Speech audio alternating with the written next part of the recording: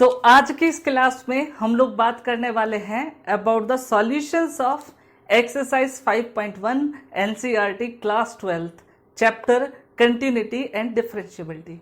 इससे पहले की वीडियो में हम लोगों ने देखा था कि कंटिन्यूअस फंक्शंस क्या होते हैं, किस तरीके से हम लोग चेक कर सकते हैं कि कोई भी फंक्शन किसी पॉइंट पर कंटिन्यूअस है कि नहीं है। कुछ स्टैंडर्ड फंक्शंस हम लोगों ने देखे थे, जैसे पॉलिनोमियल फंक्शंस हुआ, मॉड्यूलस फंक्शंस हुआ, ग्रेटेस्ट इंटीजर फंक्शंस हुए, और इन सब की हमने कंटिन्यूटी की भी बात की थी।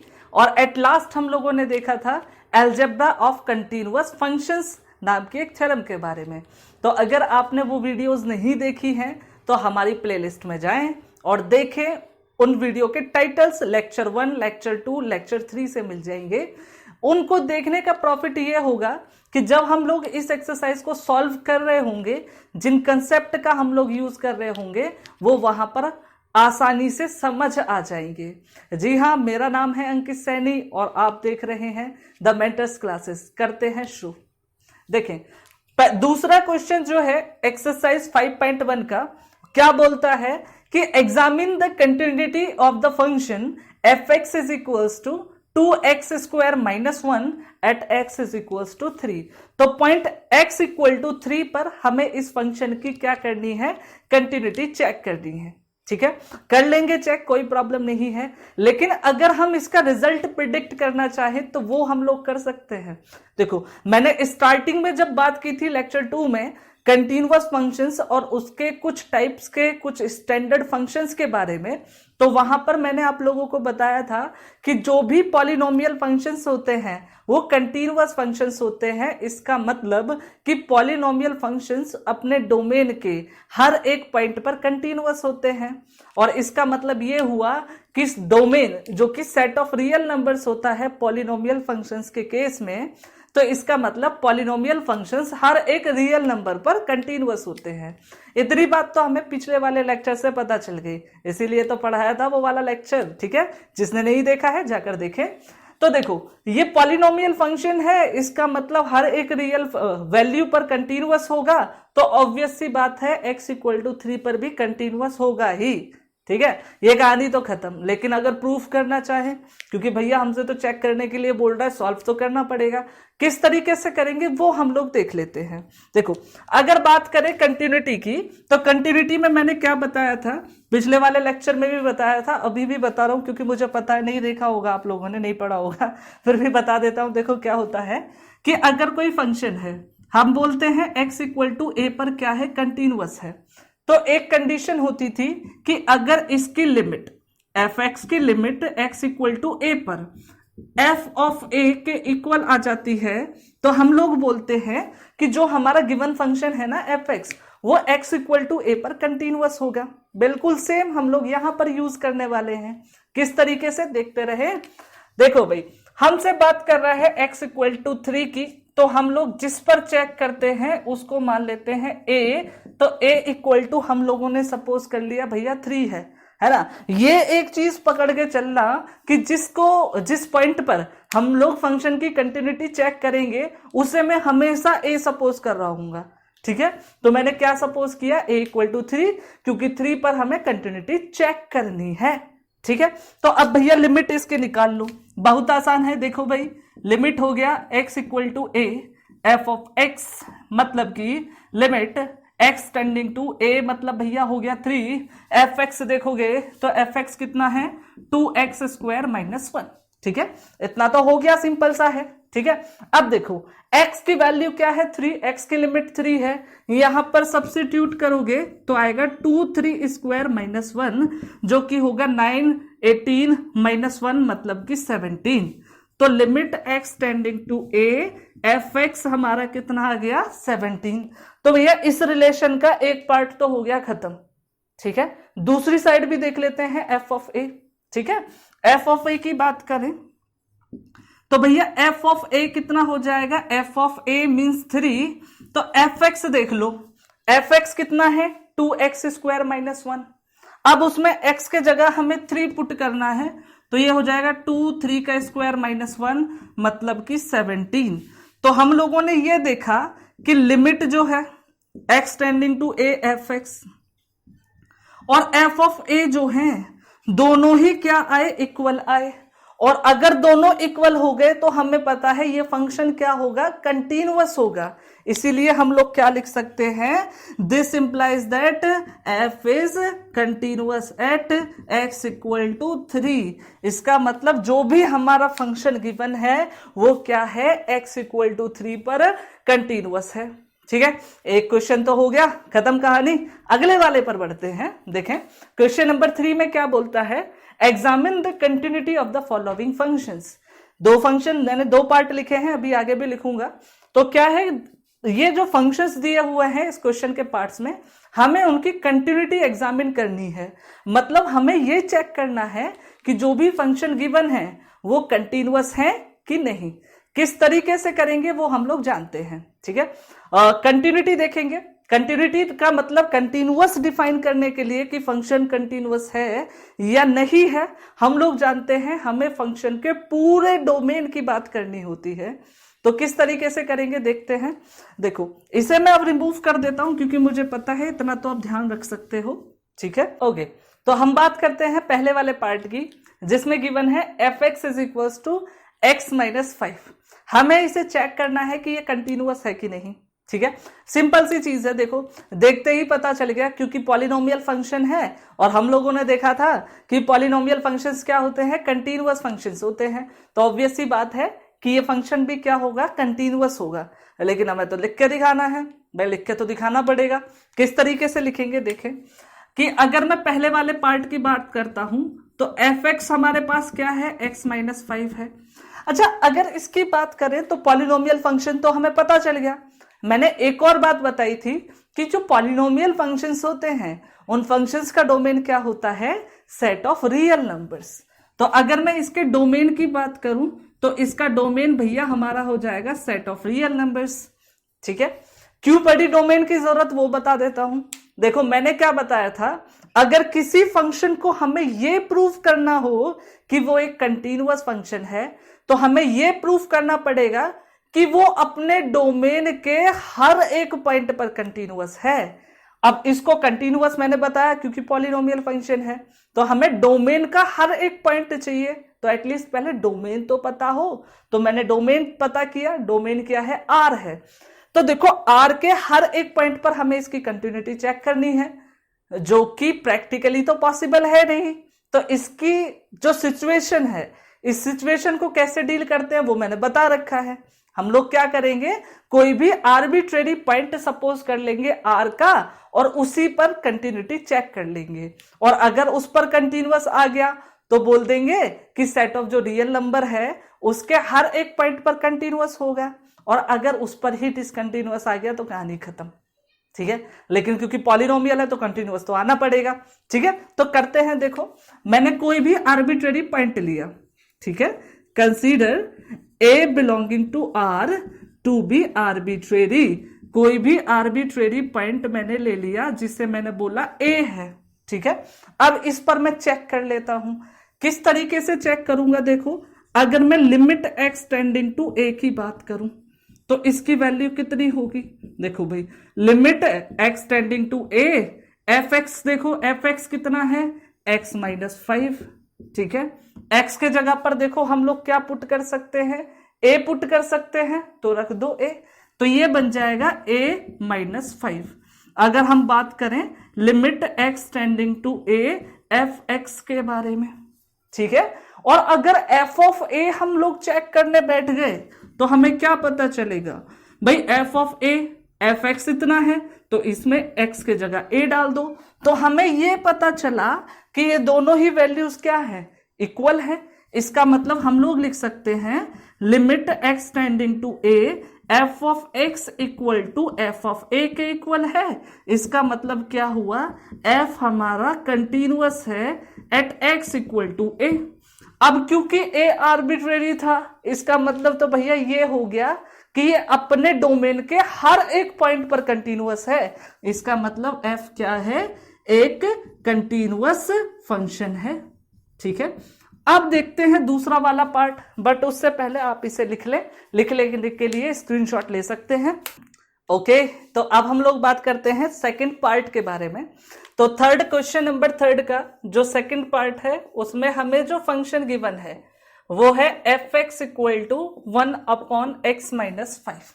ठीक है, तो अब इस फंक्शन की कंटिन्यूटी हमें चेक करनी है कि ये कंटिन्यूअस है कि नहीं। ठीक है, तो अगर मैं इस फंक्शन के डोमेन की बात करता हूं तो भैया इसका डोमेन हमें मिलेगा r-5। क्यों? क्योंकि 5 पर ये फंक्शन अनडिफाइन हो जाता है तो उसे हम सेट ऑफ रियल नंबर से कल्टी कर देंगे। ठीक है, निकाल देंगे। तो किस तरीके से चेक करते हैं, देखो अगर नॉर्मली भी चेक करना चाहें तो डायरेक्टली भी कर सकते हैं। देखो x-5 पॉलिनोमियल फंक्शन है, ऑब्वियसली कंटिन्यूअस होगा। 1 की बात करें तो 1 कांस्टेंट फंक्शन है तो कंटिन्यूअस होगा। और हम लोगों ने ये देखा था कि कंटिन्यूअस फंक्शंस का अगर हम कोशेंट लें तो वो भी क्या होगा, कंटिन्यूअस फंक्शन। इसी वजह से ये फंक्शन हमारा क्या होगा, कंटिन्यूअस। बट अपने को तो चेक करना है, किस तरीके से करेंगे, पुरानी कहानी वही, कोई भी आर्बिट्रेरी पॉइंट उठा लोगे डोमेन का। ठीक है, तो मैंने क्या किया, consider A belonging to r-5 be arbitrary, कोई भी आर्बिट्रेरी पॉइंट मैंने उठा लिया इसके डोमेन का। और अब इसी पे मैं कंटिन्यूटी चेक करने वाला हूं। ठीक है, किस तरीके से करेंगे वो आप लोग जानते ही हैं। देखो अगर मैं बात करता हूं limit x tending to a F X के बारे में तो ये हो जाएगा भैया limit x tending to a और एफ एक्स है 1/x-5। ठीक है, x के जगह पर a हम लोग ऑब्वियसली रख सकते हैं क्योंकि देखो a की वैल्यू 5 तो होगी नहीं क्योंकि डोमेन ही r-5 है। तो इसमें वैल्यू सब्स्टिट्यूट करेंगे तो ये लिमिट हमें मिलेगी 1/a-5। तो ये लिमिट तो हम लोगों ने कैलकुलेट कर ली। अगर इसके बाद की बात करें तो हमें कैलकुलेट करना होगा एफ ऑफ ए। अब एफ ऑफ ए कितना होगा भाई, देखो एफ एक्स हमारे पास है तो एफ ऑफ ए हो जाएगा 1/x के जगह a-5। इसका मतलब भाई ये दोनों वैल्यूज तो इक्वल आ गई और जैसे ही ये दोनों वैल्यूज इक्वल आई इसका मतलब फंक्शन हमारा क्या हो जाएगा, continuous at x equal to a। और अपने को यही चाहिए। ठीक है, क्या बोला मैंने कि भाई यहां से हमें ये चीज मिली कि जो लिमिट है x tending to a F X वो भैया f ऑफ a के इक्वल आ रही है। इसका मतलब क्या हुआ, f हमारा कंटिन्यूअस है at x equal to a। और ये अगर x इक्वल टू a पर कंटिन्यूअस है इसका मतलब f क्या है, एक कंटिन्यूअस फंक्शन है। क्यों हो गया कंटिन्यूअस, सारे पॉइंट पे तो किया ही नहीं चेक भाई, ये तो आर्बिट्रेरी था ना। और मैंने ये बताया हुआ है कि अगर आर्बिट्रेरी पर कंटिन्यूअस आ गया इसका मतलब हर एक पॉइंट पर भैया उसे कंटिन्यूअस तो होना ही पड़ेगा। ठीक है, इस वजह से हमने लिख दिया कंटिन्यूअस। तो थर्ड पार्ट जो है इस क्वेश्चन का 3 का जो थर्ड पार्ट है वो हम लोगों के पास क्या है कि F X is equal to क्या हो, x² - 25/x+5 अगर x की वैल्यू -5 ना हो। ठीक है, ये हमारा क्या है, अगला वाला पार्ट है, इसका C है। ठीक है, तो किस तरीके से हम लोग करने वाले हैं, बिल्कुल सेम। देखो पहले इसका डोमेन हम लोग डिफाइन कर देते हैं। ठीक है, डोमेन की अगर बात करें तो इसका डोमेन भैया क्या होगा, set of real numbers minus 5 हमने हटा दिया तो -5 हटा दो, सॉरी -5 हटा दिया है ना। ठीक है, अब इसकी कंटिन्यूटी चेक करनी है, वही पुराना सा तरीका। ठीक है, कोई भी एक आर्बिट्रेरी पॉइंट हम लोग सपोज कर लेंगे तो हमने क्या किया, कंसीडर कर लिया कि a जो है वो इस डोमेन मतलब कि r-5 का आर्बिट्रेरी पॉइंट है तो हम क्या लिख सकते हैं, इज आर्बिट्रेरी। ठीक है, अब हमें चेक करना है इस a पर कंटिन्यूटी। किस तरीके से चेक करेंगे, देखें अगर हम लिमिट की बात करें तो ये हो जाएगा limit x tending to a F X, जिसे कि हम लोग लिखेंगे limit x tending to a, है ना। एफ एक्स देखो एफ एक्स अपना कितना है, x² - 25 है अपॉन x+5। ठीक है, x के जगह पर हमें a सब्स्टिट्यूट करना है तो कर दो x के जगह पर a सब्स्टिट्यूट, तो ये हो जाएगा a² - 25 अपॉन a+5। ठीक है, तो ये हो गया limit x tending to A F X, है ना। अब देखो इसके बाद एफ ऑफ ए की वैल्यू कैलकुलेट करनी है, ठीक है। आल्सो अगर हम एफ ऑफ ए की बात करें तो वो हो जाएगा ए स्क्वायर माइनस 25 अपॉन ए प्लस 5, और दोनों ही वैल्यू आई इक्वल। इसका मतलब हम लोग क्या लिखेंगे कि भैया limit x tending to A F X की जो बात कर रहे हो ना तुम, वो एफ ऑफ ए के इक्वल होनी चाहिए। और अगर ये एफ ऑफ ए के इक्वल है, इसका मतलब ये फंक्शन x इक्वल टू ए पर डेफिनेटली कंटिन्यूअस तो होना पड़ेगा इसको, ठीक है। इसका मतलब क्या हुआ कि f जो है वो क्या है, कंटिन्यूअस है at x is equals to a। अब क्योंकि भैया a तो आर्बिट्रेरी है, और अगर आर्बिट्रेरी है इसका मतलब अब हर पॉइंट पर इसे कंटिन्यूअस होना पड़ेगा। इसकी गलती ये थी कि a पर कंटिन्यूअस हो गया, क्योंकि a तो आर्बिट्रेरी है, और अगर a पर कंटिन्यूअस है इसका मतलब हर पॉइंट पर कंटिन्यूअस होगा। अब तो ये इसका मतलब क्या हुआ, f कंटिन्यूअस हो जाएगा, क्योंकि हर पॉइंट पर कंटिन्यूअस है अपने डोमेन के, तो इसे डेफिनेटली कंटिन्यूअस होना पड़ेगा, ठीक है। तो आप लिखें, इसके लिए आप स्क्रीनशॉट ले सकते हैं। तो बात करते हैं नंबर 3D के बारे में, ठीक है। किस तरीके से देखेंगे देखते हैं। देखो क्योंकि ये मॉड्यूलस फंक्शन है, और हम लोगों ने देखा था लेक्चर नंबर 2 में कि मॉड्यूलस फंक्शन हमेशा क्या होते हैं, कंटिन्यूअस फंक्शन होते हैं। तो ये तो हमें क्लियर है कि ये फंक्शन कंटिन्यूअस ही आएगा, ठीक है। लेकिन किस तरीके से करेंगे वो देख लेते हैं। देखो अगर मैं इसके डोमेन की बात करता हूं तो भैया इसका डोमेन जो होता है वो भी क्या होता है, सेट ऑफ रियल नंबर्स होता है, ठीक है। सेट ऑफ रियल नंबर्स होता है ना। और अगर मैं बात करूं इसके किसी भी पॉइंट पर कंटिन्यूटी के बारे में, तो हमें क्या करना होता है, एक आर्बिट्रेरी पॉइंट सेलेक्ट करना होता है।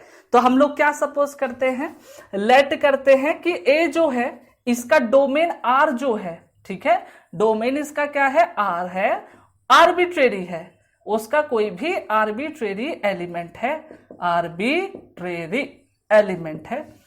तो अब हमें ए पर इसकी कंटिन्यूटी चेक करनी है। तो किस तरीके से करेंगे, देखो अगर याद हो तो मॉड एक्स की डेफिनेशन को मैंने लिखाया था कुछ इस तरीके से, ठीक है, कि भाई मॉड एक्स जो होता है उसकी वैल्यू होती है एक्स, अगर एक्स हमारा नॉन नेगेटिव हो, और उसी की वैल्यू होती है माइनस एक्स अगर एक्स हमारा क्या हो, नेगेटिव हो। इसका मतलब इस मॉड एक्स की वैल्यू डिपेंड करती है कि इस मॉड के अंदर में जो भी है वो क्या है, पॉजिटिव है कि नेगेटिव है, ठीक है। अगर मैं इसकी बात करूं मॉड एक्स माइनस 5 की, तो ये भी डिपेंड करेगी, इसकी वैल्यू भी डिपेंड करेगी कि इसके अंदर पॉजिटिव नंबर है कि नेगेटिव। तो हम इसको दो पार्ट में डिवाइड करके चलेंगे, एक तो वो जब ये नॉन नेगेटिव हो, दूसरा केस ये जब ये नेगेटिव हो। इसका मतलब पहला वाला केस तो ये हो जाएगा, अगर 5 को दूसरी साइड ले जाते हैं, जब x ग्रेटर देन और इक्वल टू 5 हो, और दूसरा केस ये बन जाएगा जब x हमारा लेस देन 5 हो, ठीक है। तो बिल्कुल सेम रेस्ट्रिक्शंस हम उस वाले पॉइंट पर लगाकर चलेंगे जिस पर हम लोग कंटिन्यूटी चेक कर रहे हैं। जैसे मैंने ए को सेलेक्ट किया, ए पर मैं कंटिन्यूटी चेक कर रहा हूं, तो उसके ऊपर भी हम लोग सेम रिस्ट्रिक्शन लगाएंगे कि अगर ए हमारा ग्रेटर देन और इक्वल टू 5 है तो एक केस ये बनाएंगे, दूसरा केस बनाएंगे when x is less than 5 हो, ठीक है। इतना देखो, तो यहां पर क्या करेंगे, we have two cases. Number A जब क्या हो, ए हमारा ग्रेटर देन और इक्वल टू 5 हो, बी क्या हो जब हमारा ए क्या है, लेस देन 5 हो, ठीक है। पहले वाले केस की बात करते हैं, केस ए की बात करें जब हमारा क्या है, ए ग्रेटर देन और इक्वल टू 5 है, ए हमारा ग्रेटर देन और इक्वल टू 5 है। तब देखो हम लोग क्या करेंगे, अगर हम बात करते हैं लिमिट की, तो limit x tending to A, F X का मतलब हो जाएगा limit x tending to A और मॉड्यूलस में एक्स माइनस 5, ठीक है। अब इसकी हम लोग बात कर रहे हैं, तो मैंने देखो क्या किया, x के जगह पर a सब्स्टिट्यूट किया, तो ये हो जाएगा मॉड a माइनस 5। अगर मॉड a माइनस 5 की हम लोग बात करें, ठीक है, ध्यान से देखना, a क्या है, ग्रेटर देन और इक्वल टू 5 है, इसका मतलब a-5 जो है वो क्या होगा, पॉजिटिव। ठीक है, a अगर हमारा ग्रेटर देन और इक्वल टू 5 है, इसका मतलब a-5 जीरो होगा या फिर पॉजिटिव, मतलब कि नॉन नेगेटिव। और इस केस में हमने देखा है नॉन नेगेटिव वाले केस में फंक्शन की वैल्यू होती है x, मॉड्यूलस फंक्शन की वैल्यू होती है x। इसका मतलब इसकी वैल्यू किसके इक्वल आएगी भैया, a-5 के इक्वल आएगी। ये तो हो गया limit x tending to a f(x). ठीक है, बिल्कुल सेम तरीके से हम लोग चेक कर सकते हैं इसकी वैल्यू के बारे में, है ना। f ऑफ a की बात करें तो ये भी क्या हो जाएगा, मॉड्यूलस a-5, जिसकी भी वैल्यू कितनी आएगी, a-5।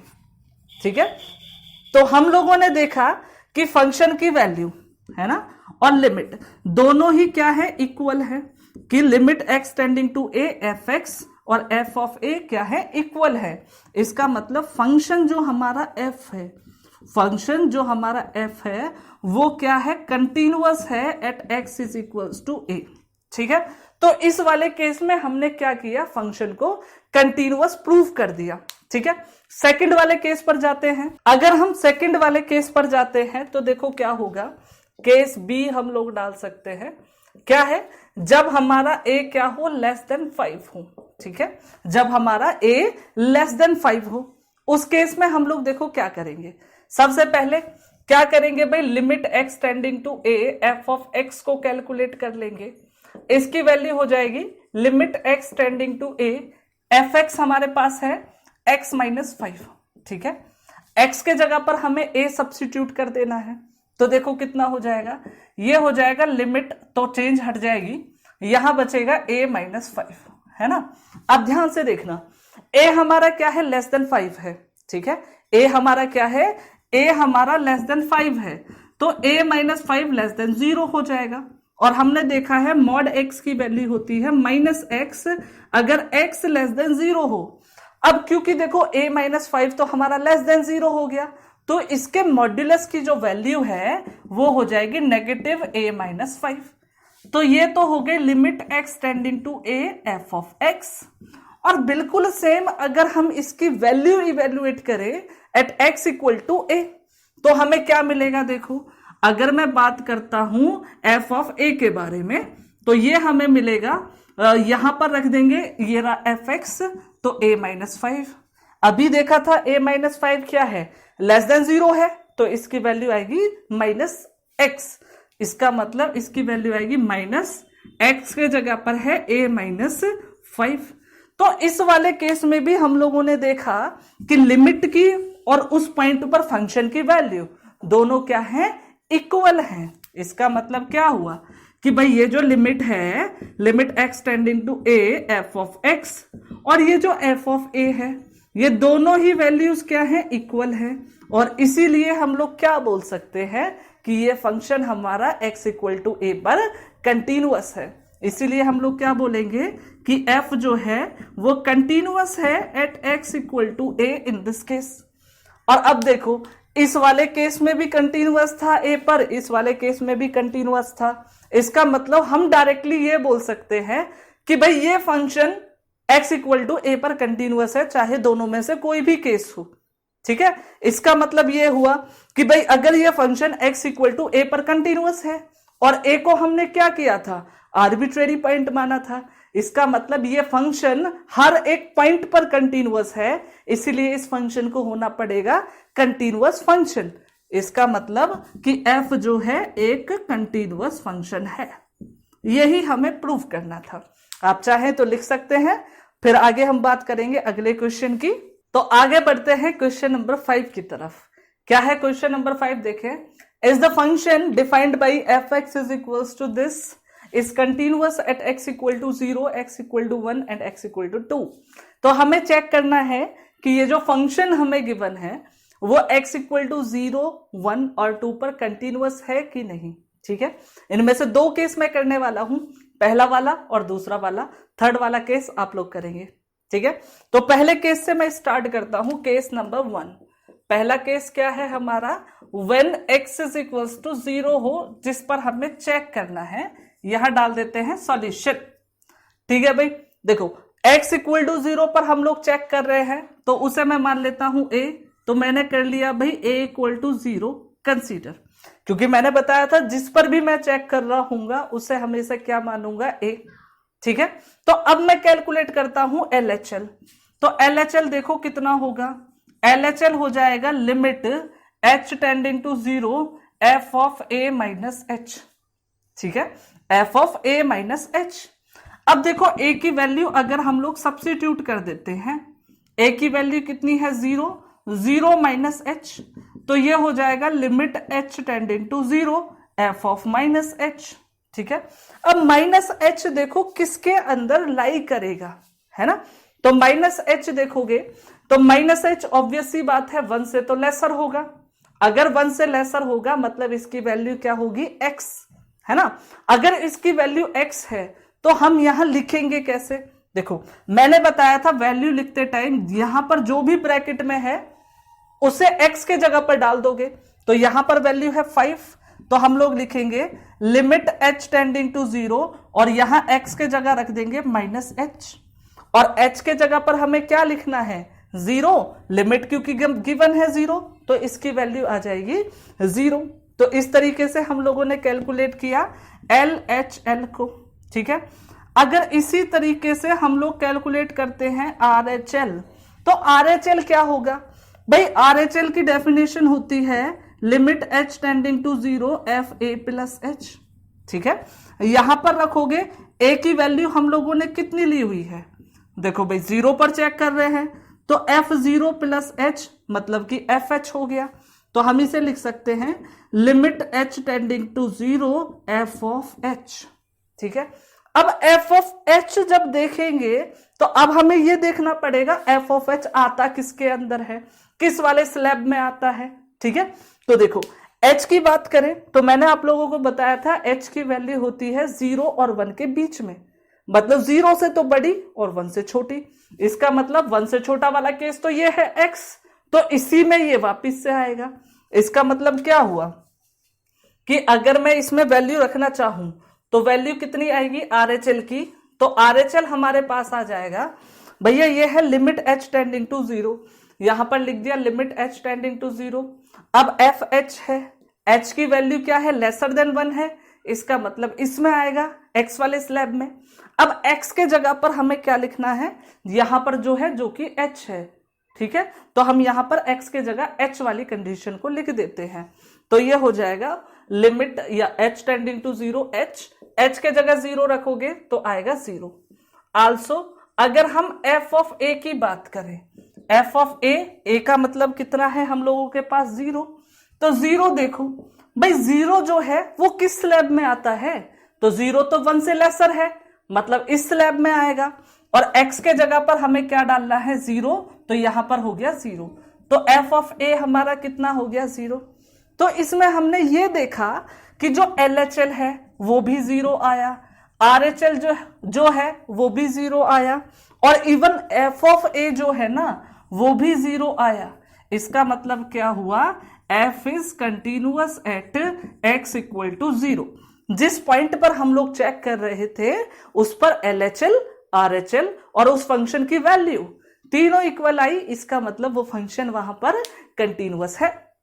ठीक है, बिल्कुल सेम हम बढ़ते हैं अगले वाले पॉइंट पर। अगला वाला केस जो है वो क्या है, when x is equal to 1। तो अगर x इक्वल टू 1 वाले केस पर जाएंगे तो लिख देते हैं केस नंबर 2 डाल देते हैं, व्हेन जो हमारा x है x इक्वल टू है 1। ठीक है, तो जिसे हम चेक कर रहे हैं जिस पॉइंट पर उसे हम लोग क्या बोलते हैं, a। मैं तो भैया a ही बोलता हूं। ठीक है, तो a इक्वल टू कितना हो गया 1। अब 1 पर हमें लिमिट चेक करनी है। ठीक है, किस तरीके से करेंगे, देखो LHL की बात करें तो LHL मैंने बताया था limit h tending to 0 f of a minus h। ठीक है, तो ये हो जाएगा limit h tending to 0 f of a मतलब 1 माइनस h। अब 1 माइनस h का मतलब हो गया 1 से छोटा। ठीक है, 1 से छोटी वैल्यू देखो कितनी है, x देखो यहां 1 से छोटा है, इसका मतलब वैल्यू आ गई x, है ना।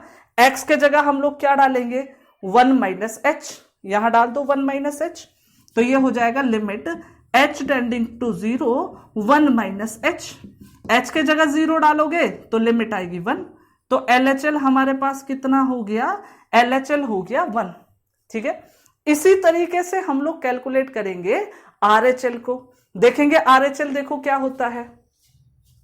अगर RHL की मैं बात करूं तो RHL होगा भैया limit h tending to 0 f of a plus h। यही डेफिनेशन हम लोगों ने लिखी हुई है ना। अब देखो a की वैल्यू क्या है भाई, a की वैल्यू तो हम लोगों के पास 1 है, तो यहां पर 1 हम लोग लिख देते हैं, तो ये हो जाएगा limit h tending to 0 f1 plus h।